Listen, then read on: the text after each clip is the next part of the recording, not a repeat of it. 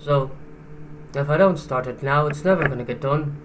So, it'll get better as it goes along. That's how things go. You know how it is. Uh, so I'm John. I was born in October 9th, 1940, when the nasties were booming the UK, if they do, in Liverspot, lovely Liverspot, England. Uh, if you want any more greater detail into all that David Copperfield bullshit, go buy a fucking book. So, I don't know what this is going to be yet. I figure I'll tell you stories about the old days, I'm sure that's what everybody wants to hear, all about the Beatles.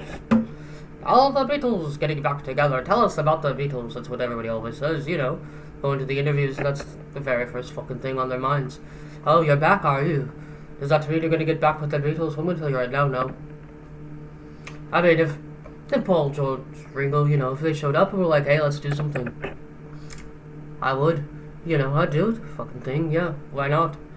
But I'm not going to go out seeking it outwardly or anything like that. You know how it is. And if we were going to do anything, I always thought we were better as a studio band anyway. It wouldn't be a concert or no tours, none of that shit.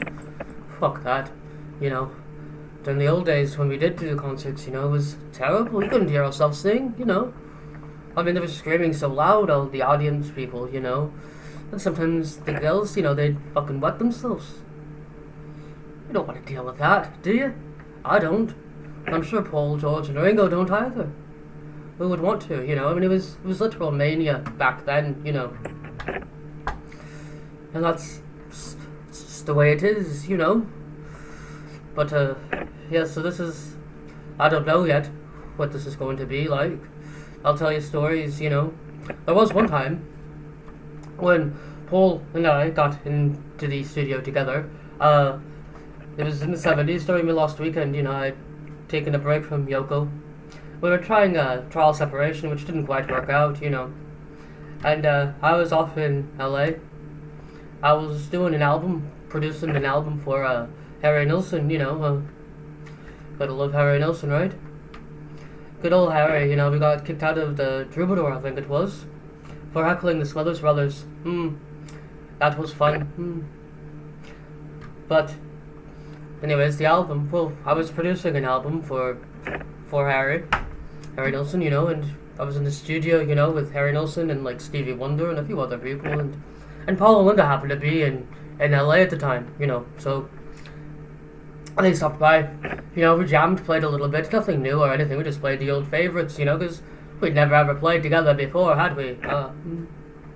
We had, though, so we just played some old favourites, and there was nothing good about it, it was just, I think somebody at one point produced or stole the tapes, and released them as a bootleg, a Toot and Snort in 74, and why would they call it that? Well, it's because it was 1974, we were all on coke. It was, and still is, a big part of the recording industry, so, there was that.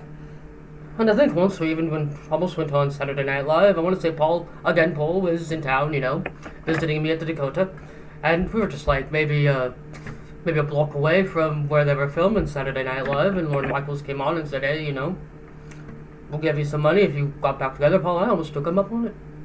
That didn't happen. I don't remember why now, it was so long ago. But it never wound up happening, obviously. I think George went on later and took, like, a third of the money or some stupid fucking thing, But, so there is that. I wouldn't say that we would ever get back together again, because, we probably won't. But hey, aren't I enough for you?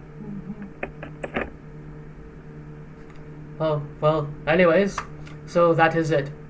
Welcome to the first episode of Tragical History Tour, or whatever the hell I decided to call this thing, Alright, folks. Peace and love, peace and love.